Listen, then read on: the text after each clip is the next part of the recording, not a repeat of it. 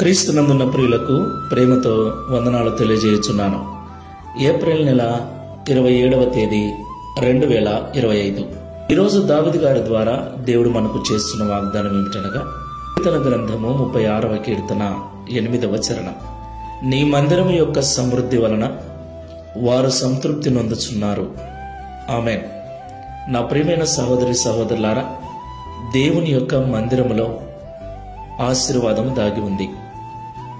మందిరమును నిర్లక్ష్యము చేయక, మందిరమును ప్రేమించి, మందిరం యొక్క పరిచర్యలో, ఆరాధనలో క్రమము తప్పకుండా పాల్పంపులు పంచుకునే వారికి మందిరములోని మేలు చేత, మందిరము యొక్క సమృద్ధి చేత దేవుడు తృప్తిపరుస్తాడు.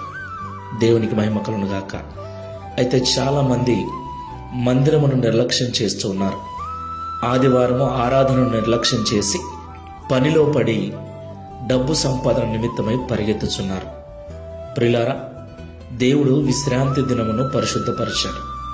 6 దినములు పనిచేసి 7వ దినము నా మందిరములో నీ కుటుంబం అంతా కనపడాలని దేవుడు ఆజ్ఞ ఇచ్చి ఉన్నాడు.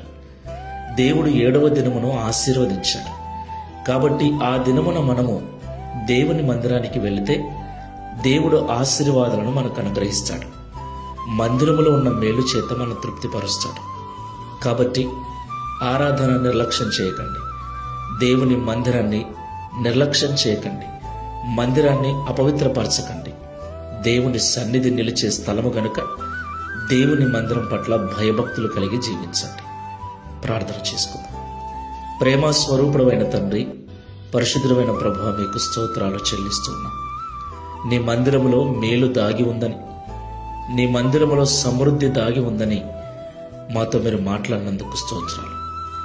ఎవరైతే నీ మందిరమును ప్రేమిస్తారో, ఎవరైతే నీ మందిరమును పరిశుద్ధంగా చూసుకుంటారో, ఎవరైతే నీ మందిరంలో జరిగే ఆరాధనలలో, ప్రార్థనలలో పాల్పంపులు పంచుకుంటారో, వారిని నీ మందిరం యొక్క సమృద్ధి వలన, నీ మందిరం యొక్క మేలు వలన తృప్తిపరుస్తారని మాతో మాట్లాడినందుకు స్తోత్రాలు.